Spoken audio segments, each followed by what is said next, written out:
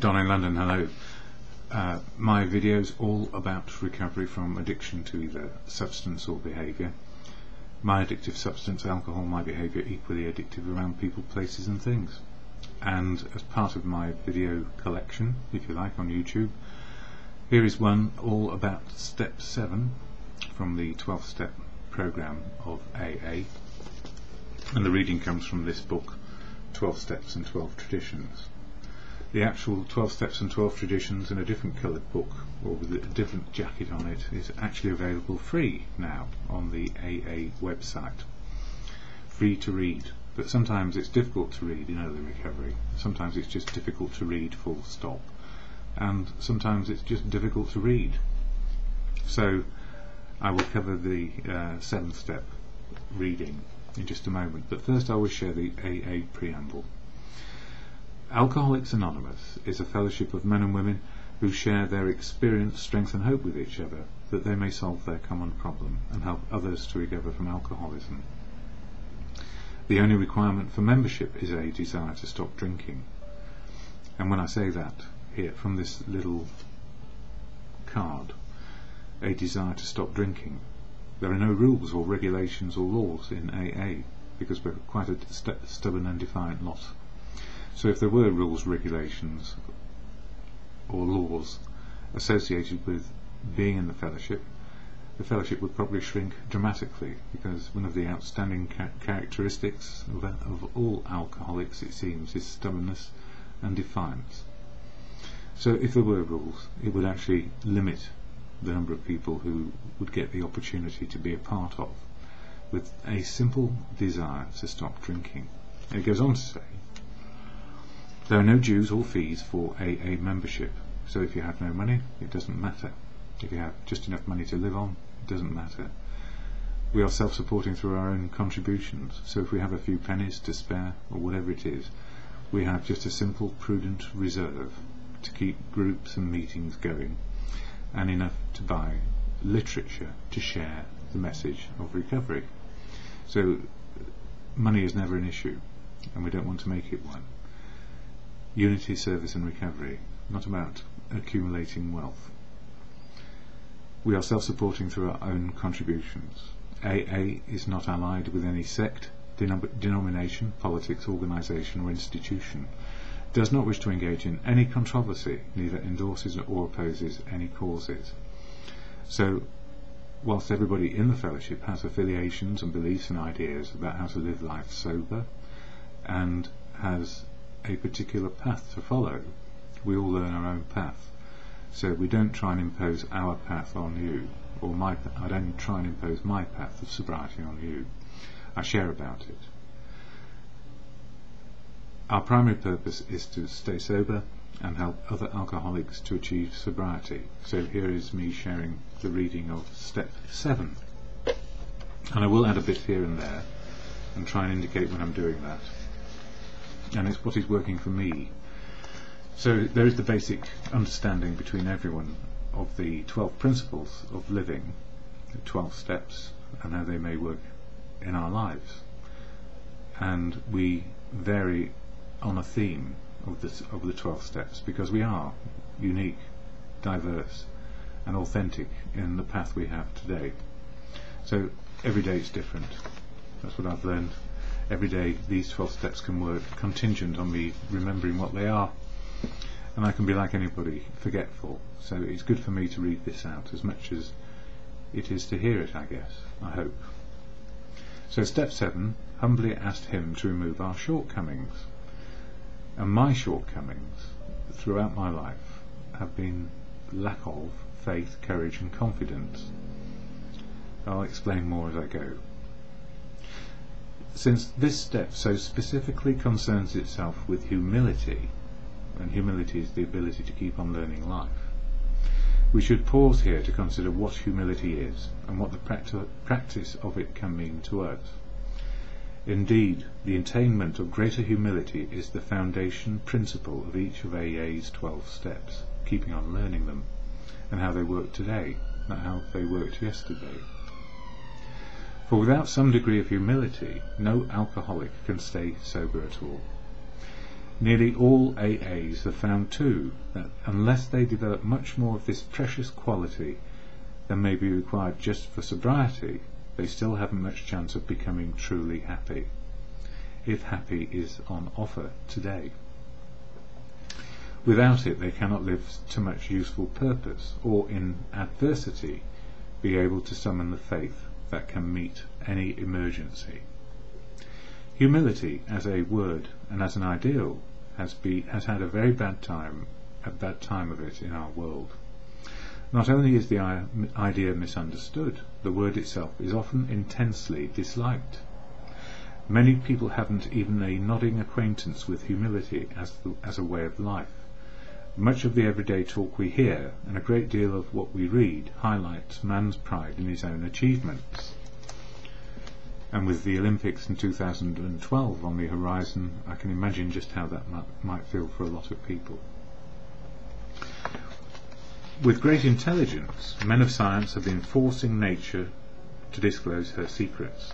The immense resources now being harnessed promise such a quantity of material blessings that many have come to believe that a man-made millennium lies just ahead. Poverty will disappear, and there will be such abundance that everybody can have all the security and personal satisfactions he desires. The theory seems to be that once everybody's primary instincts are satisfied, there won't be much left to quarrel about. Well, as we know, there isn't much to quarrel about even on the basic level. The world will then turn happy and be free to concentrate on culture and character. Solely by their own intelligence and labour, men will have shaped their own destiny. Certainly no alcoholic, and surely no member of AA, wants to deprecate material achievement. Indeed, valuing achievement is part of what life is all about. Nor do we enter into debate with the many who still so passionately cling to the belief that to satisfy our basic natural desires is the main object of life. But we are sure that no class of people in the world ever made a worse mess of trying to live by this formula than alcoholics. And that's true, because if we come into this life and don't feel right, don't know how to fit in, and we're striving beyond the pale to fit in, then natural instincts don't necessarily work as they maybe were intended, as nature intended. For thousands of years we've been demanding more than our fair share of security, prestige and romance. When we seemed to be succeeding, we drank to dream still greater dreams. When we were frustrated, even in part, we drank for oblivion. Never was there enough of what we thought we wanted, and indeed we were never quite sure what we wanted, because somehow our natural inclinations had become warped in some way, not enough of something, too much of another thing. In all these strivings, so many of them well-intentioned, our crippling handicap became our lack of humility. Humility, the ability to keep on learning life. We had lacked the perspective to see that character building and spiritual values had to come first, and that material satisfactions were not the purpose of living. Quite characteristically, we'd gone all out in confusing the ends with the means. Instead of regarding the satisfaction of our material desires as the means by which we could live and function as human beings, we had taken these satisfactions to the final end and aim of life.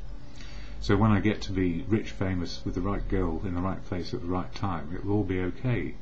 But what about the journey, is the question for me.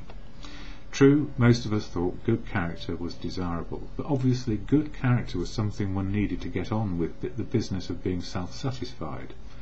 With a proper display of honesty and morality, we'd stand a better chance of getting what we really wanted. But whenever we had to choose between character and comfort, the character building was lost in the dust of our chase after what we thought was happiness. Yes, in pursuit of happiness.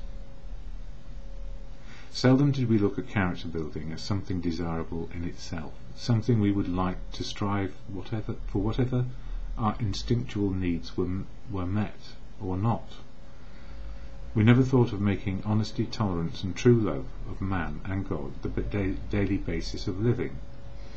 We were driven, I know I was driven beyond distraction to try and fit in, to look right, to feel right, and not realising the journey of just being able to keep on learning life, just keeping on learning life day by day, open, honest and willing, with enough courage, faith and confidence, would see me okay. I was always striving for whatever it was I thought we were supposed to strive for. This lack of anchorage to any permanent values, this blindness to the true purpose of our lives, produced another bad result. For just so long as we were convinced that we could live exclusively by our own individual strength and intelligence, for just that long was a working faith. I'll say that again. For just so long as we were convinced that we could live exclusively by our own individual strength and intelligence, for just that long was a working faith in a higher power impossible. So whilst I thought I had the right outlook, the right intellect, the right striving, I shut off from the rest of the world the higher power which would help me, which was truth, love and wisdom. Truth, the absolute truth of what's going on, not my opinion or belief. How to love and be loved back, and the wisdom I could get from others, or just simply learn from others and maybe put into practice. So it was impossible to get to truth, love and wisdom, as it may be.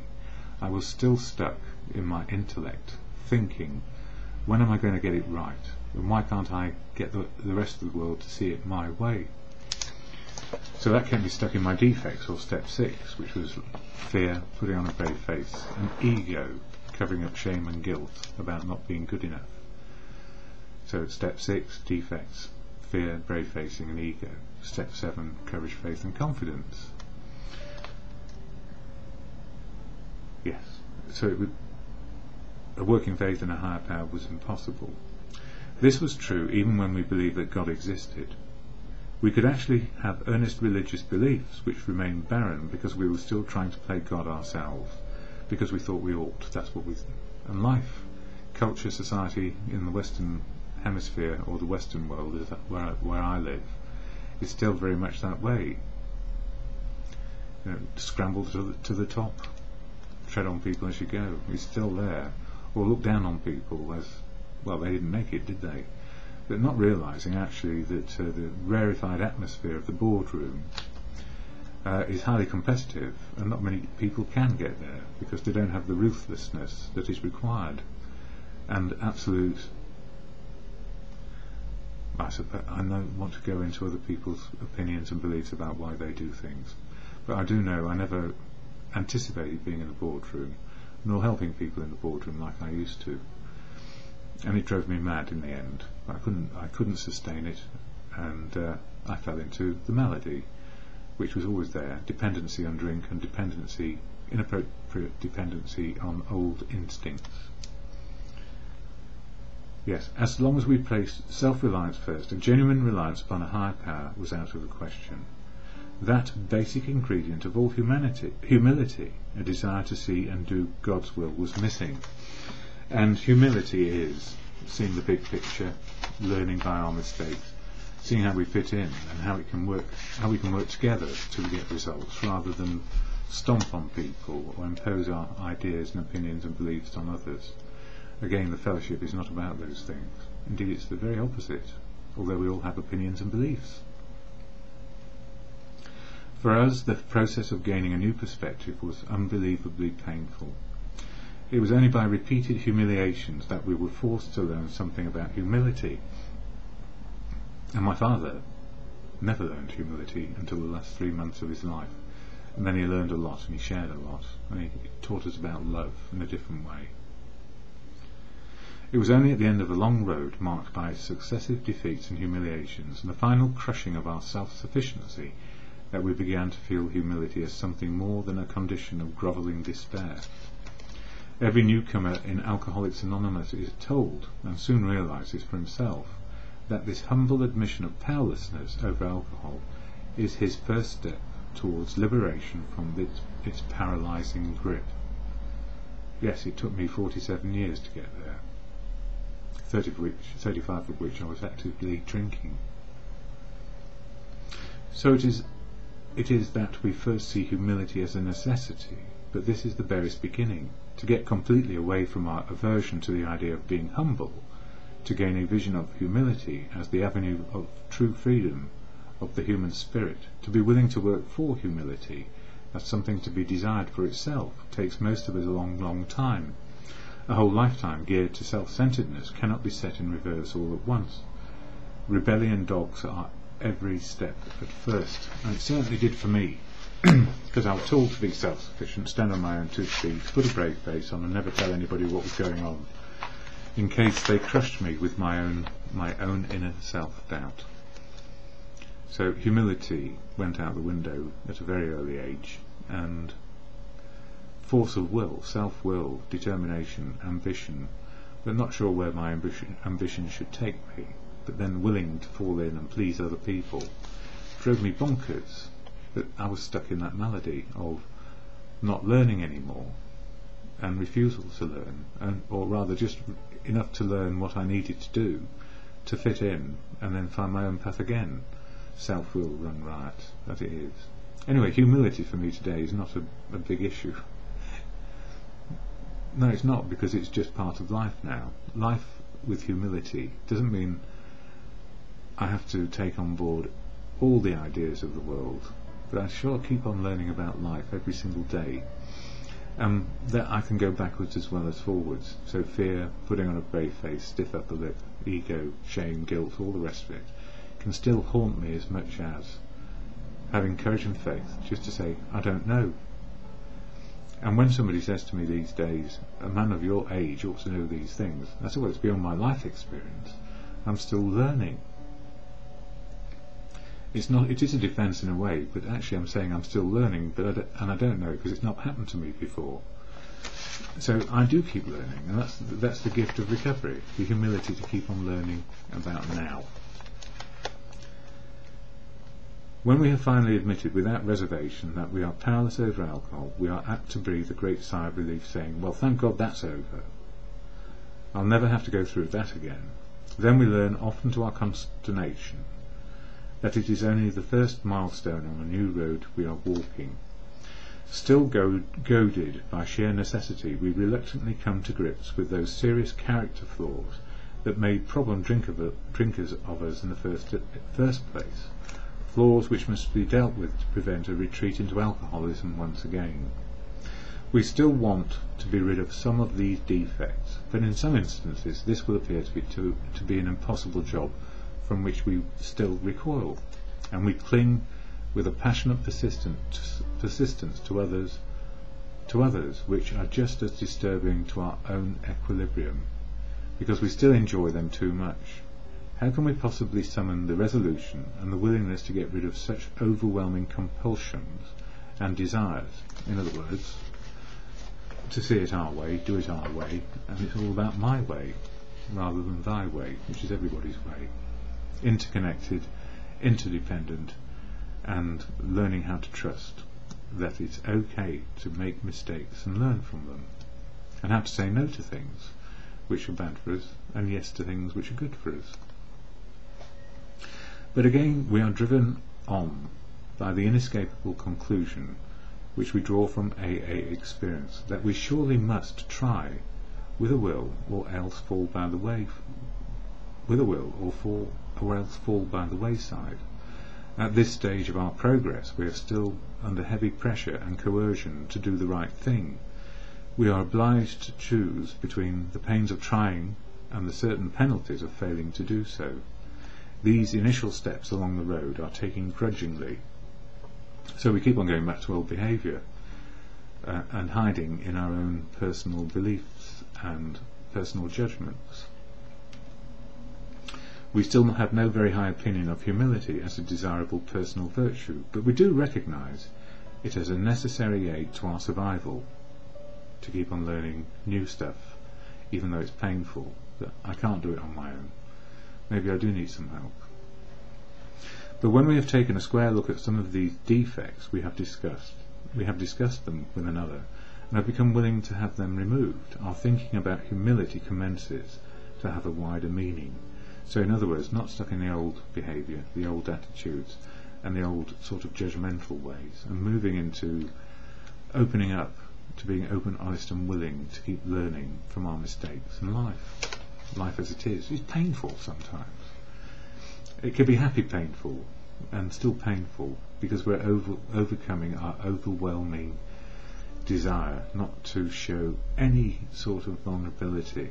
And the real truth is there is strength in vulnerability and weakness in judgmental old thinking. But when we have taken a square look at some of these defects, have discussed them with another, and have become willing to have them removed, our thinking about humility commences. By this time, in all probability, we have gained some measure of the release from our devastating handicaps. We enjoy moments in which there is something like real peace of mind.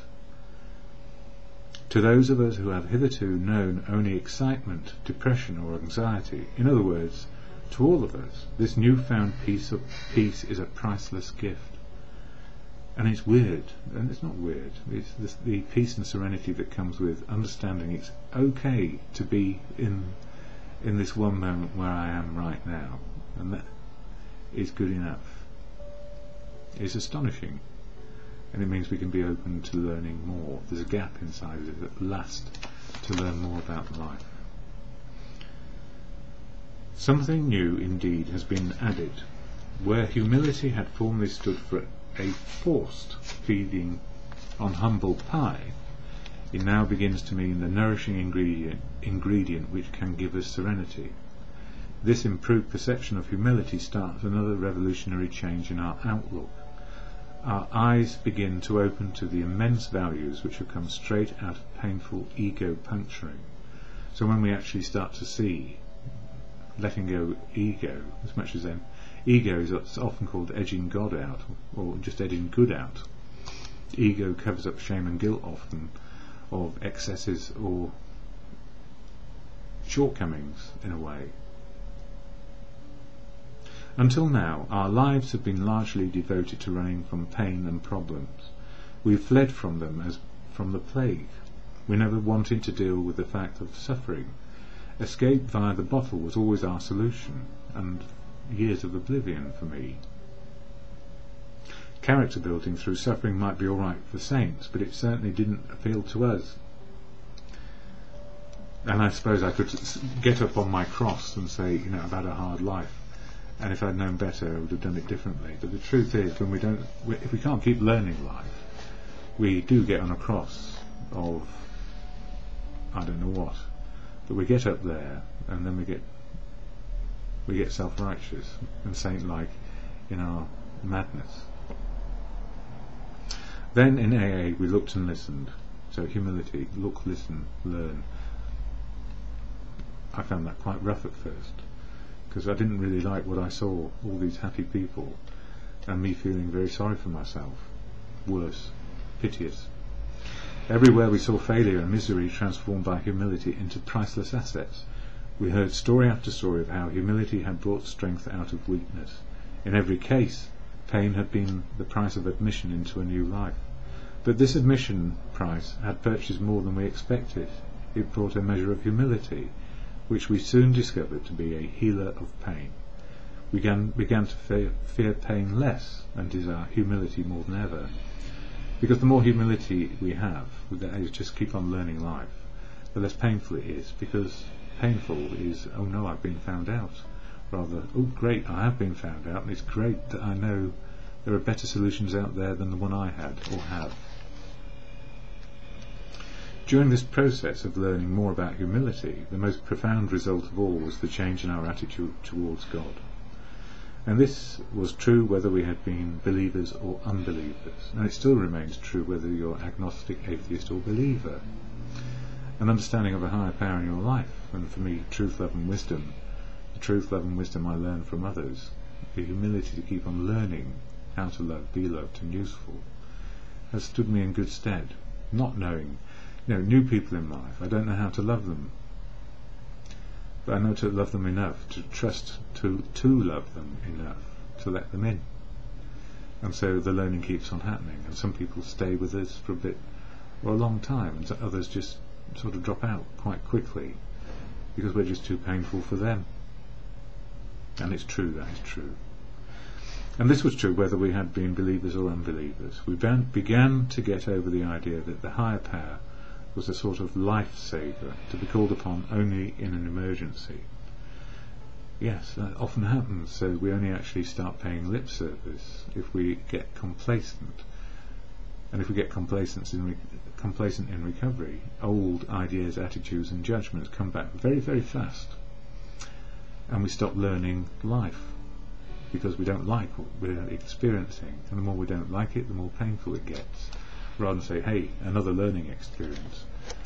And not to laugh it off is not important, but to laugh at ourselves and say, we're learning again.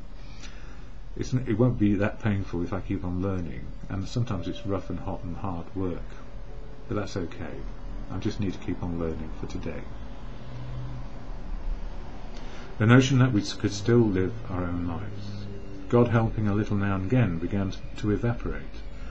Or simply the higher power, good conscience, the God of your understanding. It must be your understanding for it to work. If you try and adopt another person's understanding of God and are waiting for it to happen, it won't.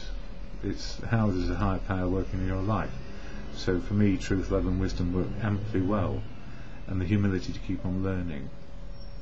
Truth is learned from other people, how to love, be loved back, and useful. Wisdom from others. It's a big world out there, and I'll never have enough time to learn all about it. But what I can do is learn enough each day to find happiness and serenity and peacefulness, and not go backwards into the old fears, putting on a brave face and ego, covering up shame and guilt. And if you heard those bottles rattling into a bin, it's the Bibendum restaurant across the road from where I live, one of the famous restaurants in London, Bibendum. And those bottles rattle regularly, the empties being chucked out from good living for those who can still take drinks. I don't think they chuck out the empties when it comes to soft drinks. I think they are refundable. Yes, we began to get over the idea that the higher power was a sort of lifesaver to be called upon only in an emergency. God helping a little now and again began to evaporate. Many of us had thought ourselves religious, awoke to the limitations of this attitude, refusing to place God first and sober first. We have deprived ourselves of his help.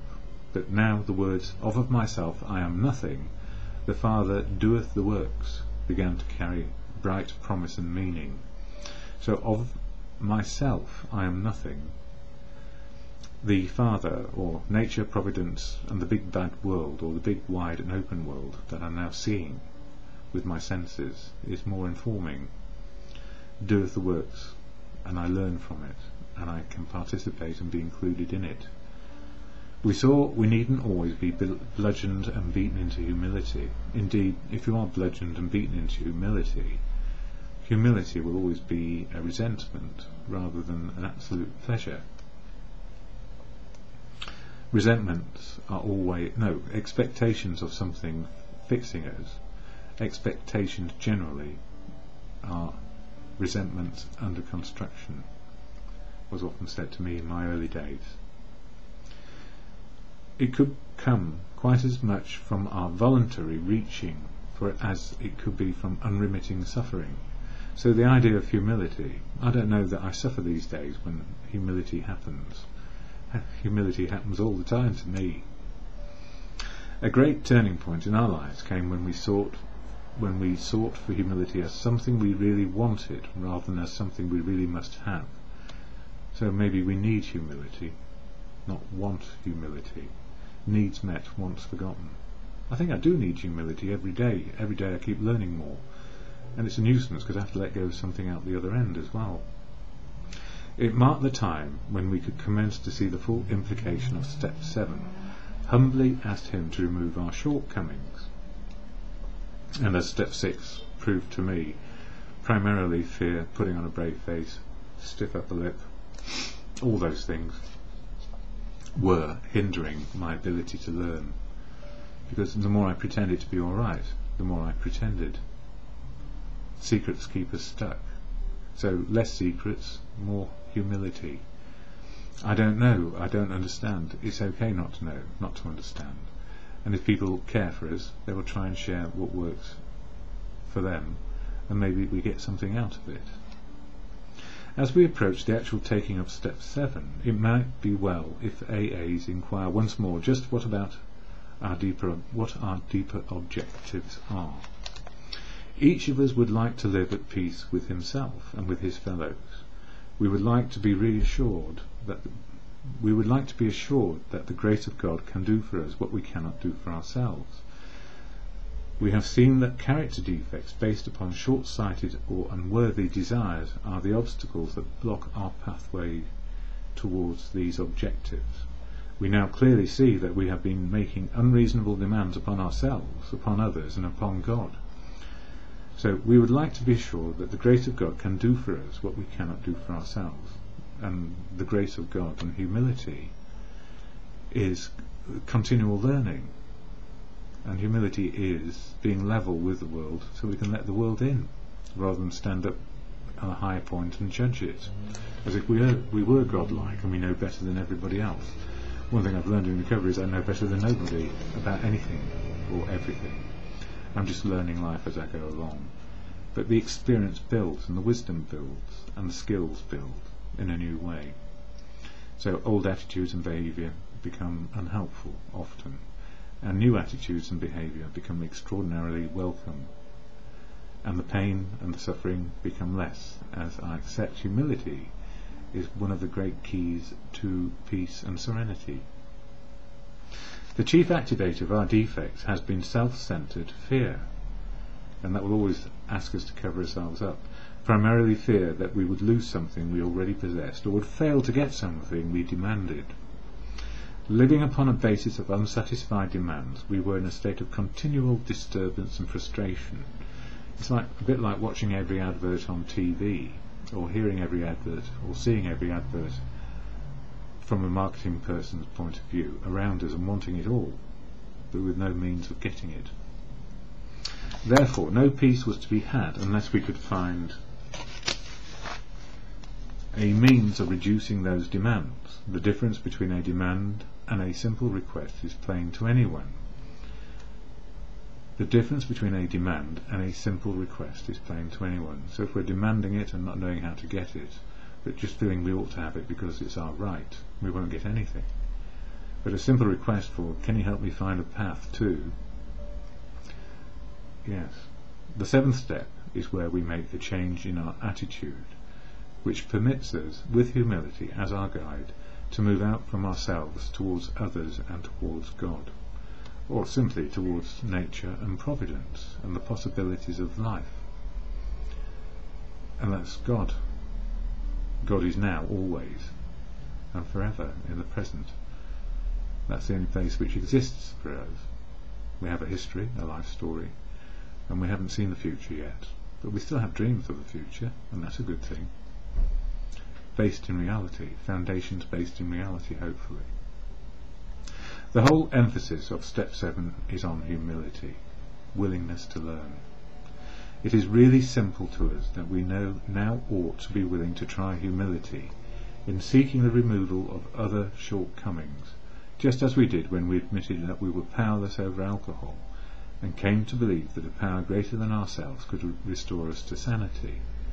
If that degree of humility could enable us to find that grace by which such a deadly obsession could be banished, because by now pretty much all of the stuff around I can't live life without a drink has disappeared because we're sober. Ironically, we're just sober and learning again. Then there must be hope of the same result respecting any other problem we could possibly have. And that's the end of step 7 reading, with a few bits from me. And what I know, step 6 and 7 are intertwined. Some people say that step 6 is just another way of expressing step 7. My experience is that step 6 very much focuses on what can undermine me on a daily basis. Fear, a brave face, keeping secrets, feeling shameful or guilty about not being good enough, ego covering up the cracks. Those are my defects, if you like. I can fall into those when something frightens me and it's an unknown, or my old attitudes are getting a bit inside me again, that I feel knocked by life in general. So I can have a step 6 day full of fear, putting on a brave face, stiff upper lip, and that's when things go to the extremes. And then with step 7, courage, faith and confidence, humility, the willingness to keep on learning, open, honest and willing to learn life today. That I don't know it all, I never will, and if I have just enough to know what to do now, it's pretty much okay by me. And we keep learning these things from our higher power, as we choose to call it, or God, as we choose to call it. And it doesn't matter where you stand in the debate, in religious terms or not in religious terms, it's just where you stand and how you see life, and your outlook. Truth, love and wisdom is my higher power, encapsulated in the wisdom of other people and what I'm learning from nature and providence. Life is full of science as much as faith. Science, art. Life is science to an extent. Life is art to an extent. We keep on learning a little bit more about it each day. In the moment is spiritual, the ability to cope with now. These are my thoughts.